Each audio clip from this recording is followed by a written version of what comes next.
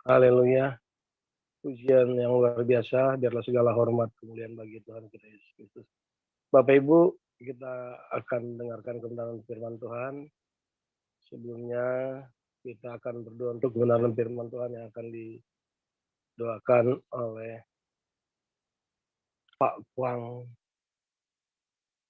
Silakan Pak Kuang berdoa untuk doa firman Tuhan.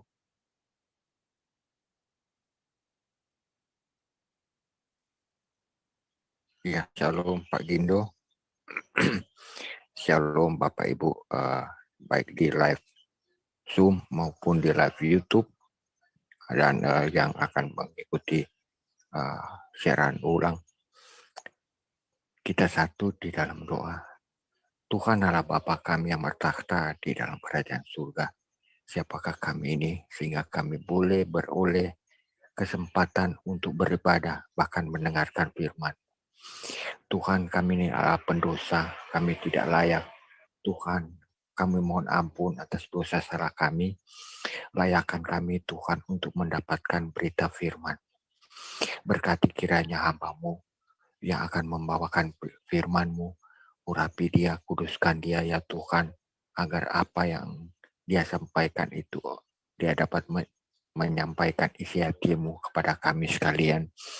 Terima kasih ya Tuhan, kiranya kami boleh lebih maju, boleh next level lagi. Kami boleh lebih bertumbuh di dalam Engkau. Terima kasih ya Tuhan.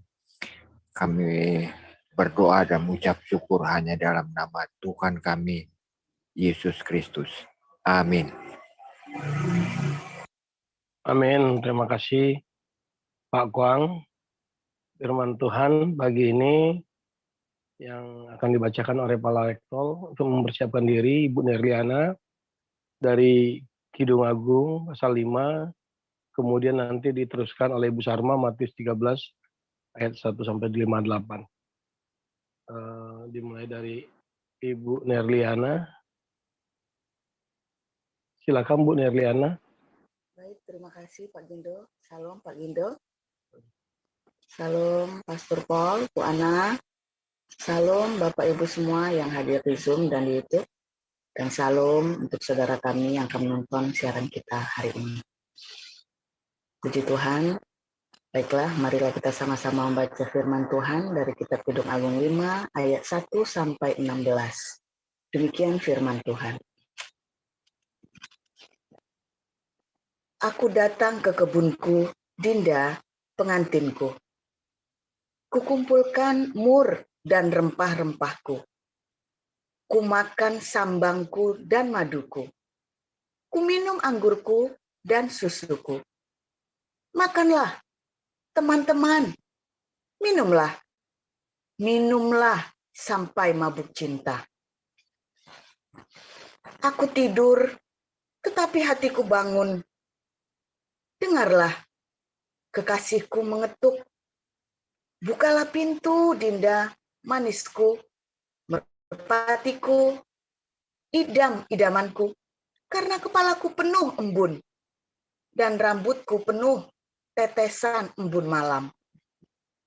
Bajuku telah kutanggalkan. Apakah aku akan mengenakannya lagi? Kakiku telah kubasuh. Apakah aku akan mengotorkannya pula? Kekasihku memasukkan tangannya melalui lubang pintu. Berdebar-debarlah hatiku. Aku bangun untuk membuka pintu bagi kekasihku. Tanganku bertetesan mur pada pegangan kancing pintu. Ulang. Tanganku bertetesan mur, bertetesan cairan mur jari-jariku pada pegangan kancing pintu. Kekasihku kubukakan pintu, tetapi kekasihku sudah pergi, lenyap. Seperti pingsan aku ketika ia menghilang. Kucari dia, tetapi tak kutemui. Kupanggil, tetapi tak disahutnya. Aku ditemui peronda-peronda kota.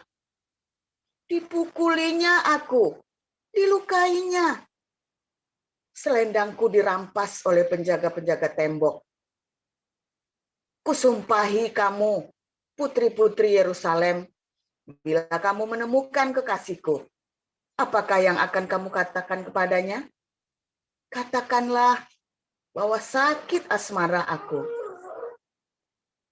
Apakah kelebihan kekasihmu daripada kekasih yang lain? Hai jelita di antara wanita? Apakah kelebihan kekasihmu daripada kekasih yang lain? Sehingga kau sumpahi kami begini? Putih bersih dan merah cerah kekasihku, menyolok marah di antara selaksa orang. Bagaikan emas, emas murni kepalanya. Rambutnya mengombak, hitam seperti gagak. Matanya bagaikan merpati pada batang air, bermandi dalam susu. Duduk pada kolam yang penuh. Pipinya bagaikan bedeng rempah-rempah. Petak-petak rempah-rempah akar. Bunga-bunga bakung, bibirnya bertetesan cairan mur. Tangannya bundaran emas, berhiaskan permata Tarsis. Tubuhnya ukiran dari gading, bertabur batu nilam. Kakinya adalah tiang-tiang marmer putih, bertumpu pada alas emas murni. Perawakannya seperti gunung Libanon, terpilih seperti pohon-pohon aras. Kata-katanya manis semata-mata. Segala sesuatu padanya menarik. Demikianlah kekasihku. Demikianlah temanku. Hai putri-putri Yerusalem. Demikian. Amin. Terima kasih Bu Nerliana. Kemudian dilanjutkan Matius 13 ayat 1 sampai 30. Ibu Sarma. Nanti dilanjutkan oleh Pak Apeng ayat 31 sampai 58. Silakan Bu Sarma. Matius 13 ayat 1 sampai 30.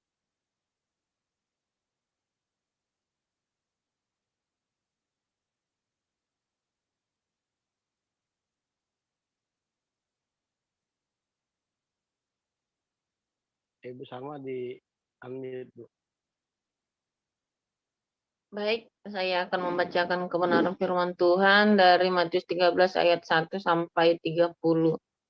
Beginilah firman Tuhan. Pada hari itu keluarlah Yesus dari rumah itu dan duduk di tepi danau. Maka datanglah orang banyak berbondong-bondong lalu mengerumuni dia, sehingga ia naik ke perahu dan duduk di situ, sedangkan orang banyak semuanya berdiri di pantai. Dan ia mengucapkan banyak hal dalam perumpamaan kepada mereka, katanya. Adalah seorang penabur keluar untuk menabur. Pada waktu ia menabur, bagian benih itu jatuh di pinggir jalan, lalu datanglah burung dan memakannya sampai habis. Bagian jatuh di tanah yang berbatu-batu, yang tidak banyak tanahnya.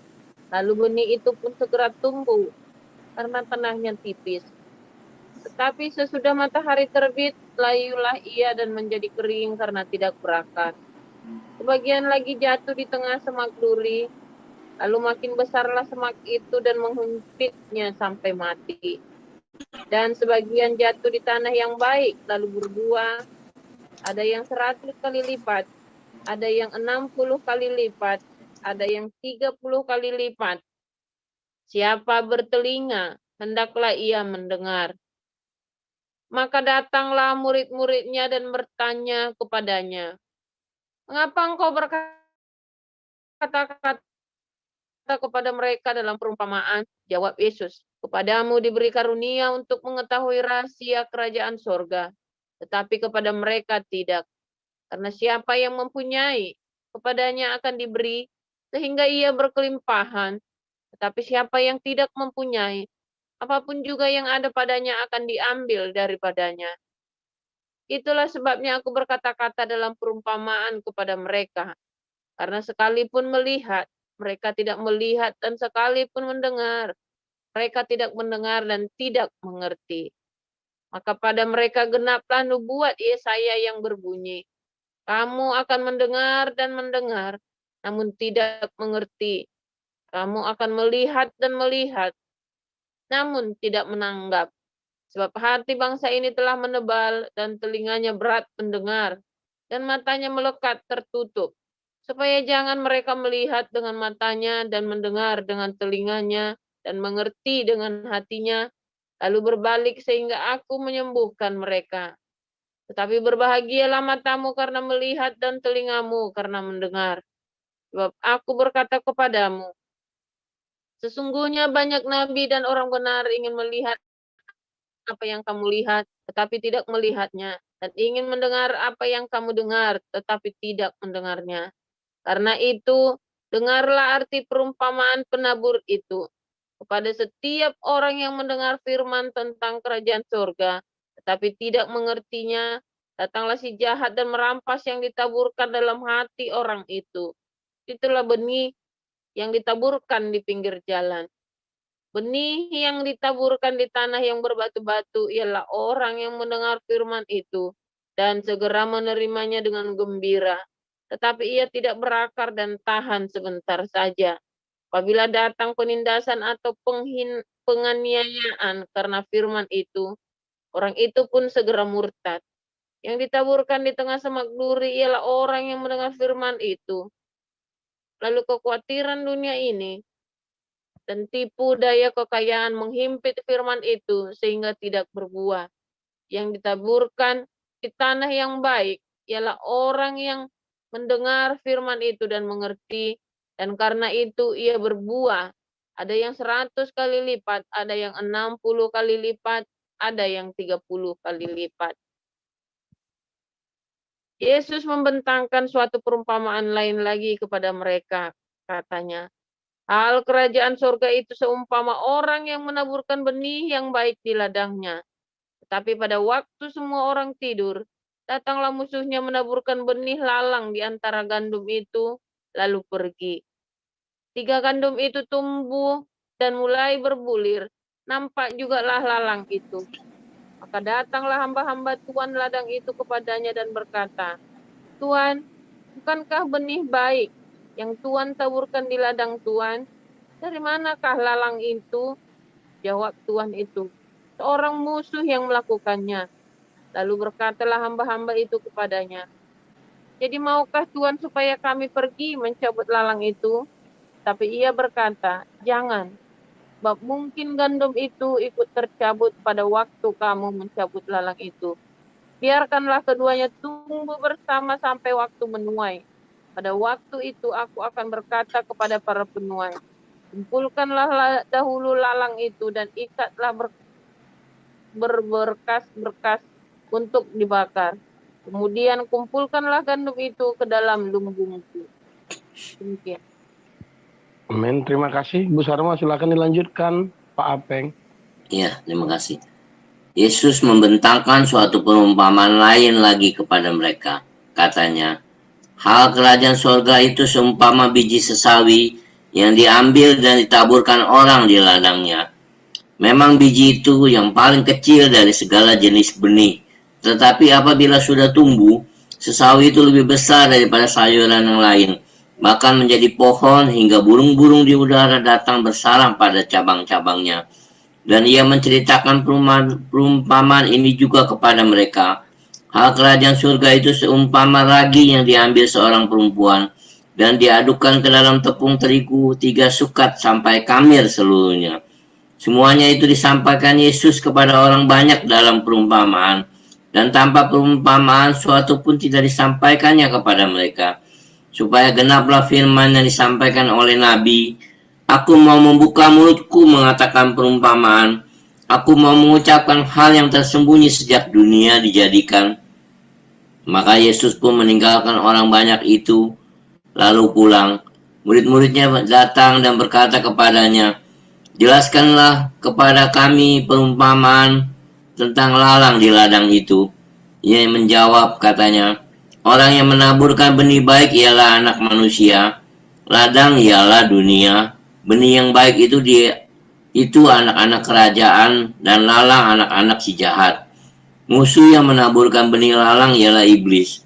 Waktu menuai ialah akhir zaman, dan para penuai itu malaikat. Maka seperti lalang itu dikumpulkan dan dibakar dalam api, demikian juga pada akhir zaman, anak manusia akan menyuruh malaikat-malaikatnya dan mereka akan mengumpulkan segala sesuatu yang menyesatkan dan semua orang yang melakukan kejahatan dari dalam kerajaannya.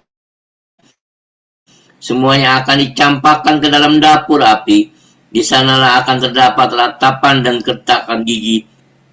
Pada waktu itulah orang-orang benar akan bercahaya seperti matahari dalam kerajaan Bapa mereka. Siapa bertelinga, hendaklah ia mendengar. Hal kerajaan sorga itu seumpama harta yang terpendam di ladang, yang ditemukan orang, lalu dipendamkannya lagi. Oleh sebab sukacitanya, pergilah ia menjual seluruh miliknya itu, lalu membeli ladang itu. Demikian pula hal kerajaan sorga itu seumpama seorang pedagang yang mencari mutiara yang indah. Setelah ditemukannya mutiara yang sangat berharga, ia pun pergi menjual seluruh miliknya, lalu membeli mutiara itu. Demikian pula hal kerajaan sorga itu seumpama pukat yang dilabuhkan di laut, lalu mengumpulkan berbagai-bagai jenis ikan. Setelah penuh, pukat itu pun diseret ke pantai. Lalu duduklah mereka dan mengumpulkan ikan yang baik ke dalam pasu, dan ikan yang tidak baik mereka buang. Demikianlah juga pada akhir zaman. Malaikat-malaikat akan datang memisahkan orang jahat dari orang benar, lalu mencampakkan orang jahat ke dalam dapur api. Di sanalah akan terdapat ratapan dan kertakan gigi.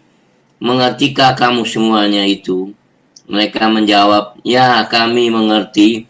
Maka berkatalah Yesus kepada mereka, karena itu setiap ahli Taurat yang menerima pelajaran dari hal kerajaan surga itu, seumpama tuan rumah yang mengeluarkan harta yang baru dan yang lama dari perbendaraannya. Setelah Yesus menceritakan perumpamaan-perumpamaan itu, ia pun pergi dari situ. Setibanya di tempat asalnya, Yesus mengajar orang-orang di situ di rumah ibadat mereka. Maka takjublah mereka dan berkata, dari mana diperolehnya hikmat itu dan kuasa untuk mengadakan mujizat-mujizat itu? Bukankah ia ini anak tukang kayu? Bukankah ibunya bernama Maria dan saudara-saudaranya Yakobus, Yusuf, Simon, dan Yudas? Dan bukankah saudara-saudaranya perempuan semuanya ada bersama kita? Jadi dari mana diperolehnya semuanya itu? Lalu mereka kecewa dan menolak dia. Maka Yesus berkata kepada mereka, seorang nabi dihormati di mana-mana, kecuali di tempat asalnya sendiri dan di rumahnya. Dan karena ketidakpercayaan mereka, tidak banyak mujizat diadakannya di situ. Amin. Amin. Terima kasih Pak Abenggoe. Judul perenungan kita pagi ini, Muhammad dalam kitab seks. Silakan Pastor Paul. Ya, Pak Kindo sampai malu-malu ya mau bacanya tadi ya. Maaf ya Pak Kindo ya judulnya. Haleluya. Tolong ditampilkan lagi yang ayat 44, 45, 46 ya.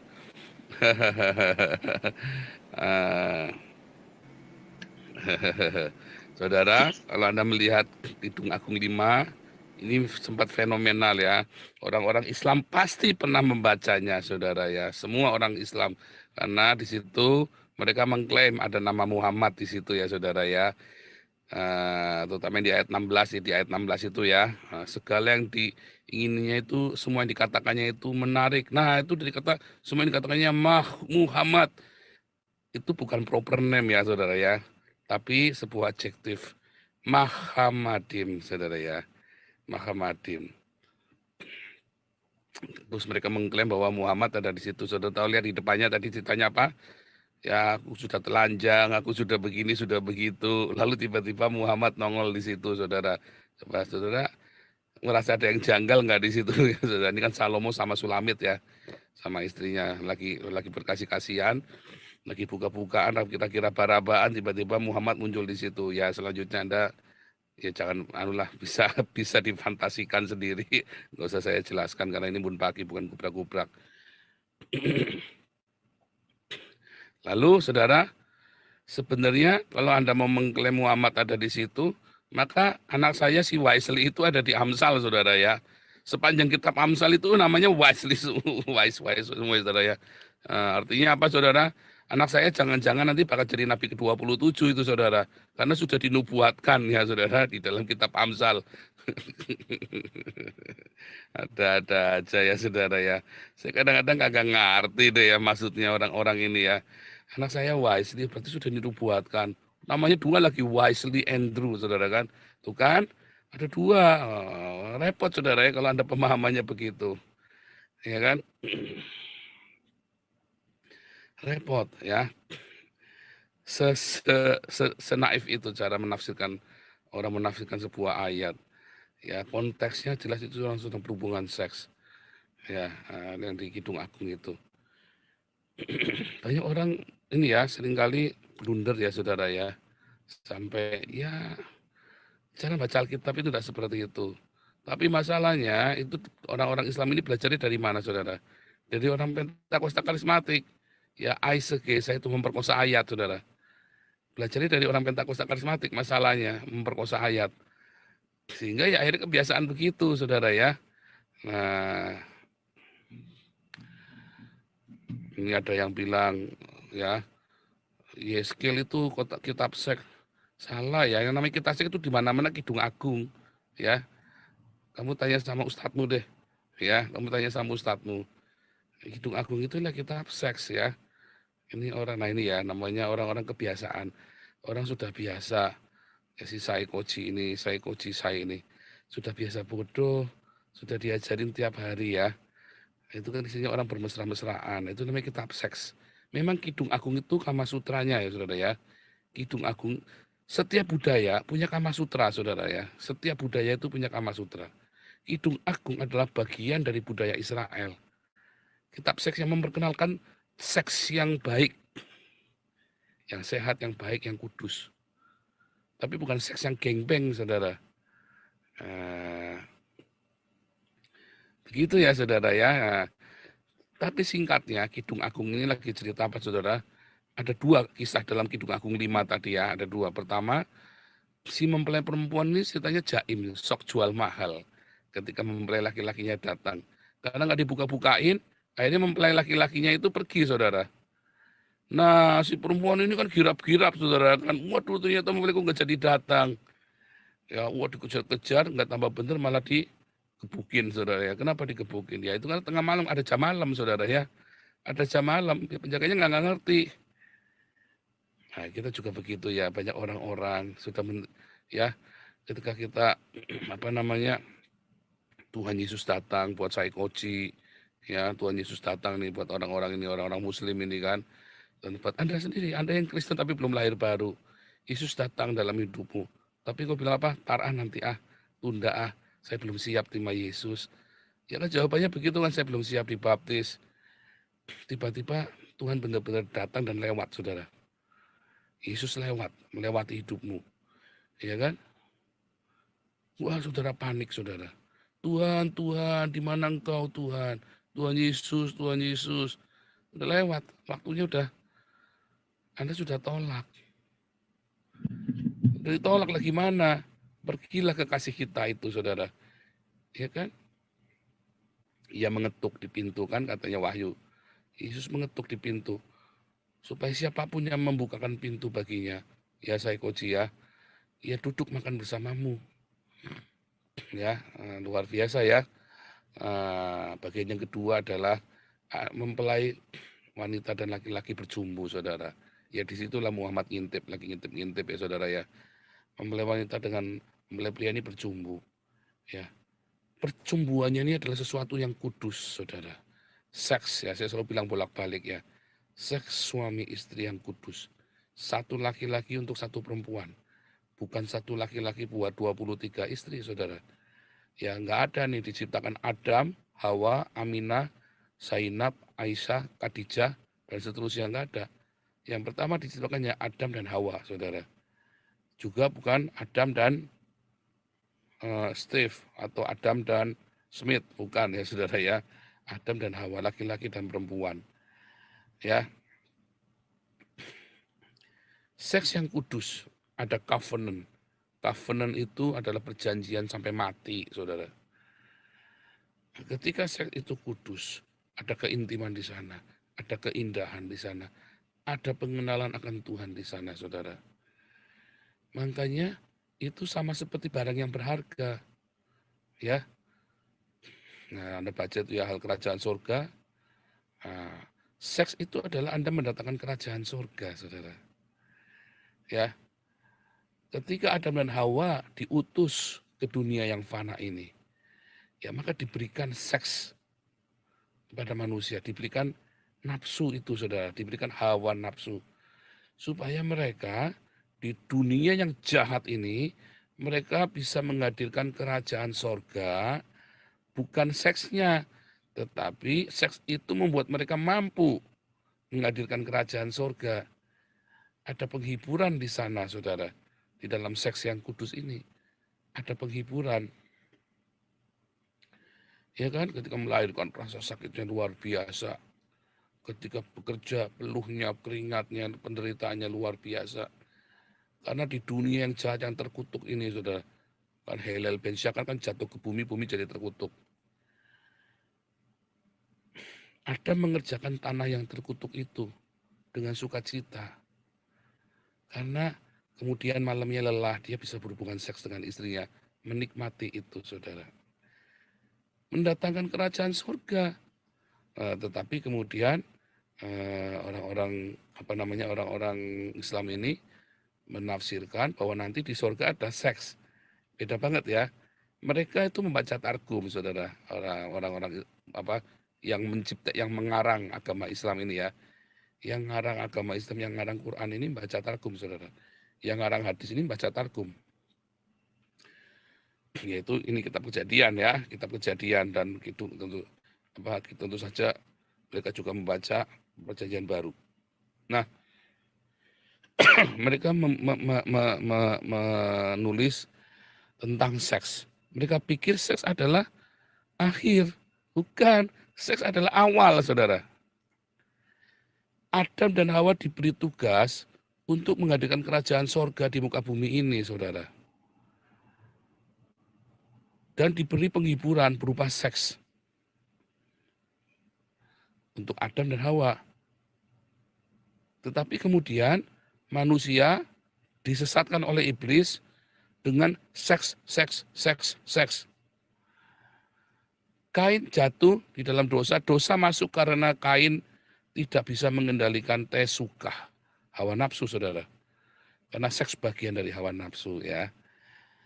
Hawa diberikan tesukah. Kain tidak bisa mengendalikan tesukahnya. Makanya akhirnya dosa. Akhirnya bukan Eden yang mereka bawa ke muka bumi ini. Bukan kerajaan surga yang dibawa ke muka bumi ini. Tapi mereka malah menjadikan bumi ini menjadi seperti neraka, saudara. Ya, bumi ini menjadi seperti neraka. Ketika Anda tidak bisa mengendalikan seks di dalam pernikahanmu, fantasimu kelewatan, saudara, di dalam seks, akhirnya Anda kemana-mana, ya, bersinah, cabul.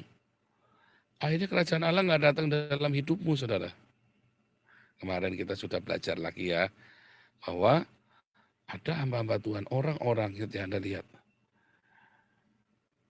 Biasanya kejatuhan hamba-hamba Tuhan ini, kan mereka tidak berbuah hamba-hamba Tuhan ini, karena mereka ada persinahan di dalam hidupnya.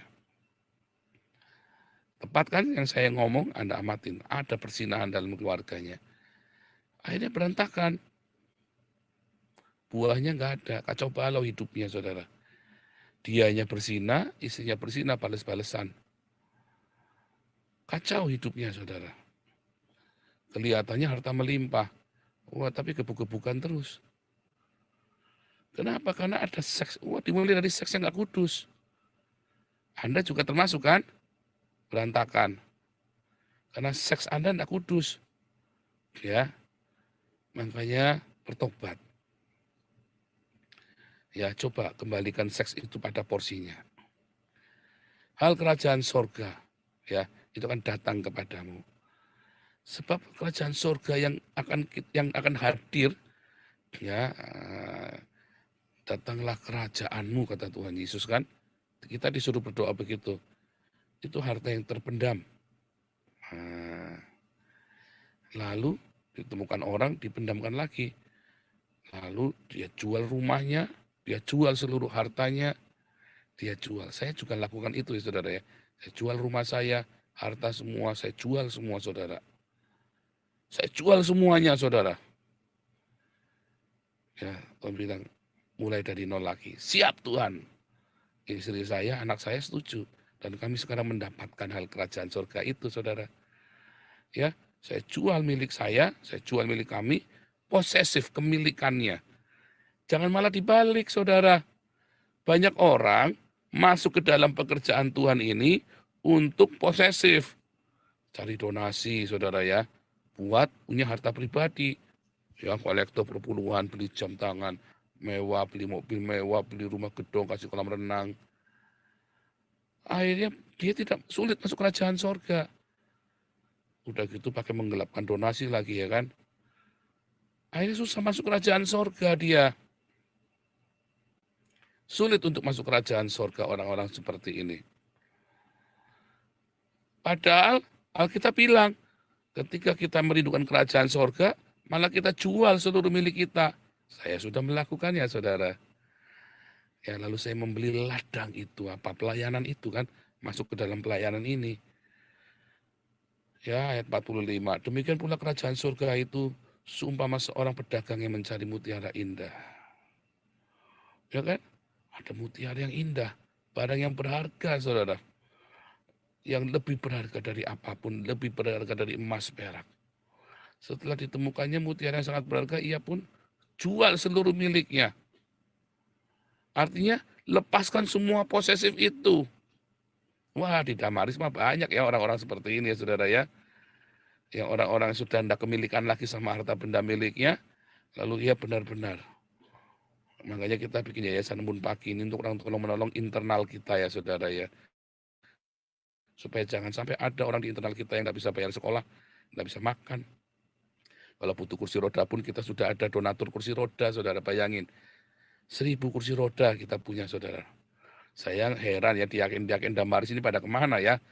Mereka tiap hari di jalan nggak lihat orang pincang apa ya. Heran saya sama diaken Damaris ini. Mau tolong diperhatikan itu loh orang-orang yang pincang. Jangan nggak peduli loh. Ya. Kamu akan jadi berkat buat orang-orang ini, saudara ya, orang-orang ngemis. Memang kan targetnya itu gembel-gembel. Yang lumpuh ditanyain, butuh kursi roda, difoto. Ya, Anda masuk sama Anda, korban lah. Janjian, ya. Balik lagi ya. Jadi bukannya malah Anda mencari kerajaan sorga, buat Anda punya mobil Ferrari, buat Anda punya rumah ada kolam renangnya, buat Anda punya jam Rolex, ya. Salah. Tetapi ketika Anda jual, ketika Anda lepaskan posesif itu, kemilikanmu, serahkan sama Tuhan, maka kerajaan surga itu akan datang dalam hidupmu. Sakit penyakitmu disembuhkan, luka hatimu dibereskan, ya, trauma masa lalumu, semua. Karena di mana ada kerajaan surga, kemarin kita baca ya, nah, di mana ada kerajaan surga itu hadir dalam hidup kita. Disitulah ada kesembuhan, ada mujizat, ada cinta.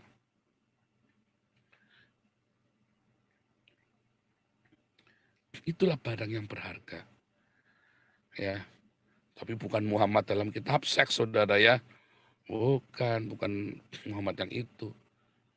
Adjektif ya. Makanya saudara, ketika Anda datang pada Yesus, Anda harus lepaskan pemilikanmu. Kalau enggak bisa. Kelahiran baru membutuhkan melepaskan segala beban hidupmu, termasuk materi. Melepaskan. Itulah kelahiran baru, saudara. Ketika saudara bilang lahir baru, tapi Anda masih sulit untuk melepaskan kemilikanmu, malah Anda ngejar harta kekayaan di tempat ini. Anda lihat ya orang-orang yang keluar dari tempat kita, ya keluarnya sambil bukan keluar baik-baik ya, keluarnya sambil ngoceh-ngoceh, sambil misu-misu, saudara. Mereka adalah orang-orang yang mau ngerampok kita, saudara, tapi nggak berhasil. Akhirnya misu-misu, ngoceh-ngoceh, ngamuk-ngamuk, saudara. Karena mereka mau ngerampok kita nggak berhasil, saudara. Kenapa? Karena mereka belum lahir baru. Ya, mereka melayani, tetapi mereka ingin ya harta duniawi seperti Demas. Mereka melayani di sini, kelihatannya wah, ngomongnya baik-baik, tapi mereka rakus tamak serakah. Ya, saudara ya. Akhirnya karena di sini orangnya tulus-tulus, Tuhan luputkan dari serigala-serigala ini, saudara. Dari serigala-serigala berbulu domba ini. Akhirnya apa, saudara? Orang ini terpental keluar, sambil ngamuk-ngamuk, sambil misu-misu. Yang paling dipisuin saya, karena biang keroknya kan saya, saudara. Biang kerok yang melepaskan kita ya, saya kan gembala. Ya kan, gembala, saudara, gimana? Tugasnya gembala kan adalah menjaga domba-domba. Begitu, saudara ya. Makanya Anda kalau datang ke tempat ini, hatimu harus tulus. Ya, maka kerajaan Allah akan datang dalam hidupmu. Ada berkat ya jasmani dan rohani. Tetapi jangan Anda malah ngejar berkat jasmani. Malah Anda akan terpental. Kejarlah berkat yang rohani, saudara. Ya, berkat yang lebih berharga. Ya, yaitu kerajaan surga itu Anda kejar. Carilah dahulu kerajaan Allah dan kebenarannya. Maka yang lain-lain itu akan ditambahkan kepadamu, saudara. Belajar yang benar firman Tuhan di sini. Belajar yang benar. Logos. Lalu Anda lakukan logos itu. Jadi rema. Lalu rema itu akan menuntun hidupmu. Ya, sehingga Anda bisa mengalahkan hawa nafsumu, saudara. Mengalahkan hawa nafsu itu bukan Anda terus ngoreh awak. Enggak. Hidup penuh dengan rema, hawa nafsu itu akan takluk sama hidupmu, saudara. Ya, Tuhan Yesus berkati. Silakan Pak Guido. Amin. Terima